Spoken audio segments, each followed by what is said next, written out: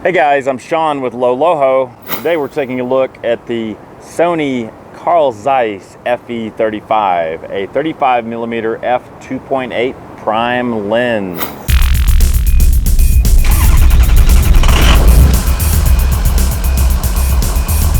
Now this lens was one of the first that Sony announced for the E-mount system, and for good reason. The 35mm focal length has a rich and storied history in photography.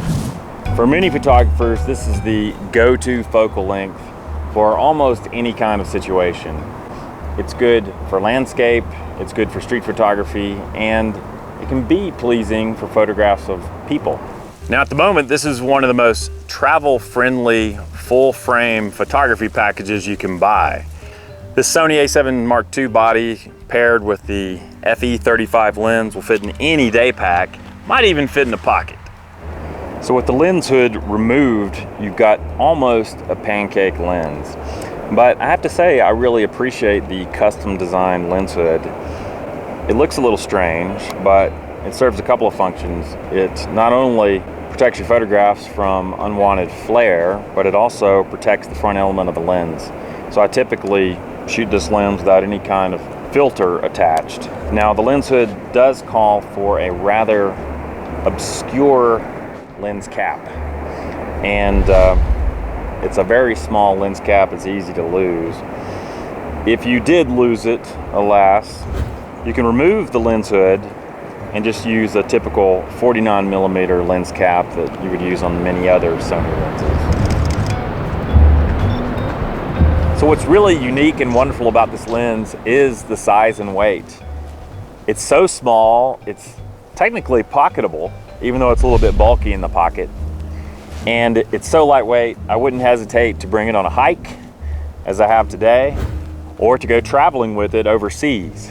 For many of us, this is an ideal walkabout focal length. Recently, Fuji and Sony have produced fixed lens cameras, like Fuji's X100 and Sony with the RX1, and they've chosen the 35mm focal length because it is so versatile.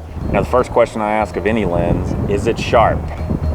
Yes, this sucker is extremely sharp. It's sharp wide open at f2.8. Stop down to 5.6 and you can slice off a beard like a straight razor.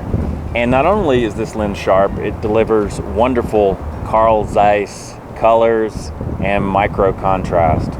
Colors and micro contrast are characteristics of a photograph that aren't easy to define, but it's like obscenity. I know it when I see it. And when you see those wonderful Zeiss colors coming out of the lens, you're going to be very pleased.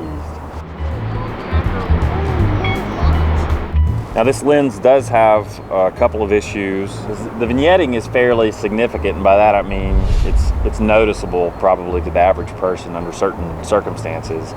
Vignetting is easily corrected in post-production. Vignetting to me is not a big deal. If you have a big issue with vignetting, then you won't like this lens. The bokeh of this lens is very pleasing.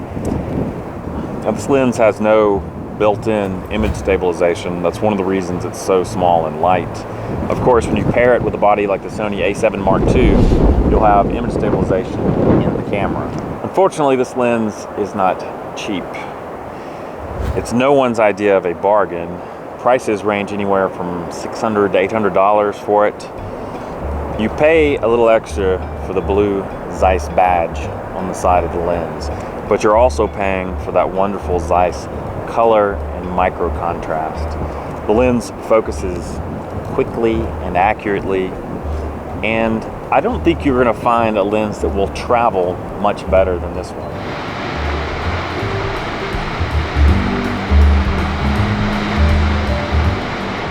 Although 35mm is not an ultra wide, all the Sony bodies these days have an excellent built-in panorama mode. So if you're shooting JPEG, or you're comfortable shooting JPEG, put it in panorama mode, and with excellent sharpness, this lens can actually render some pleasing panoramas. The f2.8 aperture I find to be satisfying in most lighting conditions, especially when paired with a body like this that has in-body image stabilization.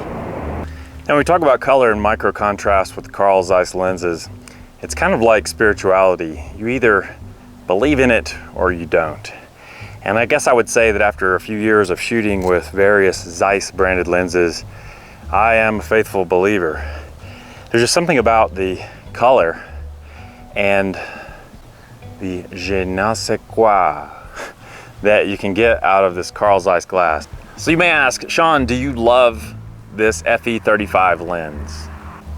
The truthful answer is, I mostly love this lens. The major problem I have with this lens is not speed. I find f2.8 sufficient in most instances, especially when paired with in-body image stabilization, like I have with the A7 Mark II. What I regret about this lens is its minimum focus distance. I just wish it was a little shorter. I think if this lens had a smaller minimum focus distance, it would rarely leave my camera. But as it is, the minimum focus distance is nothing to write home about. So to me, that's the one caveat about this lens. Now, it may not matter to you, but for me, if I'm taking photos of food, flowers, insects, pets, I want to go in close. And with this lens, you just can't go in too close or your shot will be out of focus. So overall, it's a great little lens. It's a shame it's not a little less expensive, but it is what it is. If you want a Carl Zeiss, you're gonna pay the price.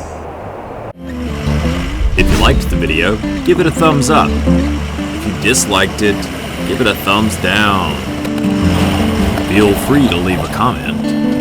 And of course, don't forget to subscribe. Are you still rolling? Are you still rolling?